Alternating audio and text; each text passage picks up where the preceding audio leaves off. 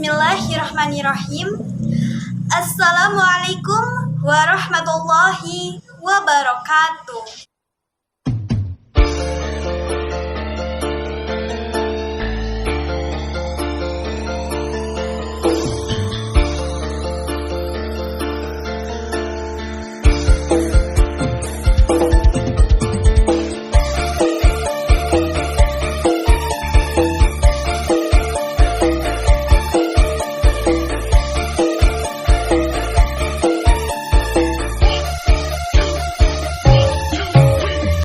Bismillahirrahmanirrahim.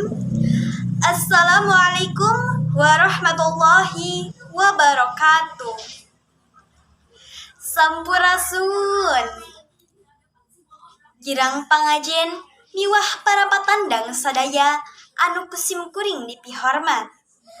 Langkung tipayun mangga urang sasarengan ngedalkeun puji sinareng syukur kehadirat Allah Subhanahu wa taala anu parantos maparin mang pirang-pirang kanikmatan ka urang sadaya. Rehna dina denget ieu urang tiasa riung mungpulung paamrok janghok patepang rarai di ieu tempat anu insyaallah dina kaayaan sehat walafiat. Salawat sinareng salam mugi tetep ngocor ngagolontor ka junjungan urang sadaya Kanjeng Nabi Muhammad sallallahu alaihi wasallam, ka kulawargina, para sahabatna, turdugi ka urang sadaya salaku umatna.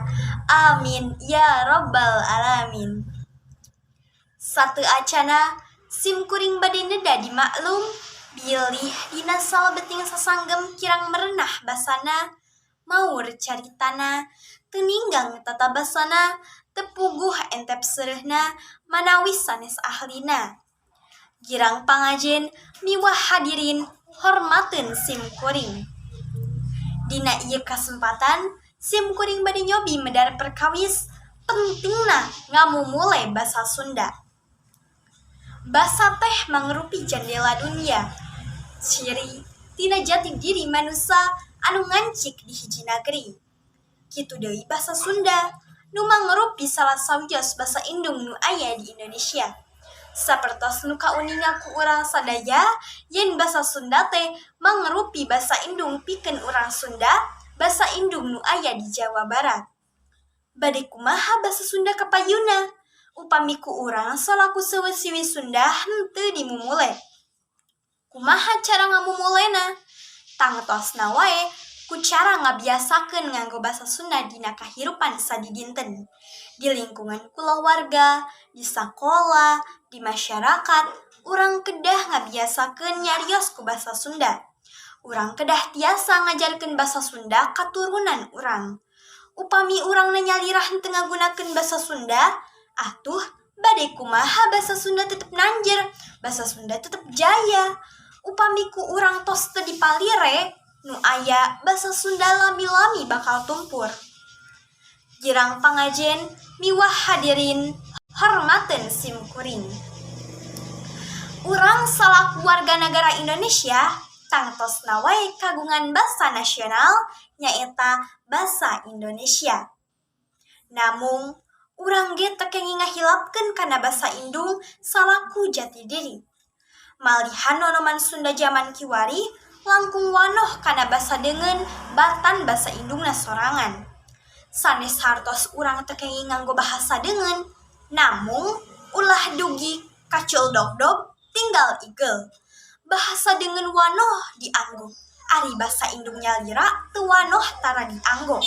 Langkung parahna deui henteu uninga kana basa indungna. Teu sadaya, namung teu sakedik oge para nonoman Sunda kiwari langkung mikawanoh kana basa deungeun batan basa indungna nyalira. Dina nyarios tos seueur kapangaruhan ku bahasa anu lian.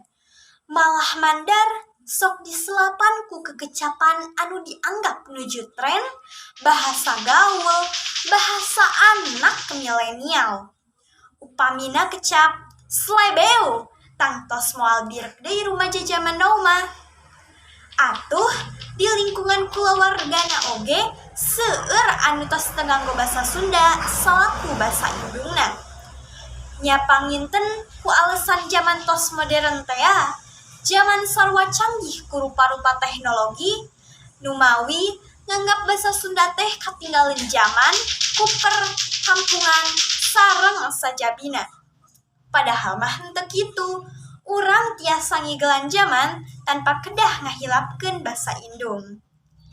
Kirang pangajen miwah hadirin hormateun simkuring. Ngamumulai basa Sunda teh sanes tanggal waler pamarentah wae, sanes oge tanggal waler para inohong Sunda, namung mangrupi tanggal waler urang sadaya salaku urang Sunda. Bade kusaha deui atuh dipalire sareng dimumulena upami sanes ku urang nyalira salaku urang Sundana. Mangga urang sasarengan emutan. Sakedik urang Sunda anu dumuk di tatar Sunda, namun masih tiasa nganggo basa Sunda nu leres tur merenah. Kukituna, simkuring umaja ka diri pribadi khususna umumna kawargi sadaya salaku urang Sunda, hayu urang memulai basa indung urang paling henteuna ku cara nganggo basa Sunda dina kahirupan sadidinten. Sangkan basa Sunda tetep hirup, hurip kaharep, Sunda tetep nanjung, nanjer najuritan, jaya dibuana. Kirang pangajen, miwah hadirin, hormateun simkuring. Rupina, sakitu anu kapihatur, bilih langkung saur bahe carek, mugi agung cukup lumur, jembar hapuntena anu ditedak. Kabanten neang karuhun, bapayan tapak keraratan, hapunten anu kasuhun, bilih aya kalepatan. Wabillahi taufiq wal hidayah. Wassalamualaikum warahmatullahi wabarakatuh.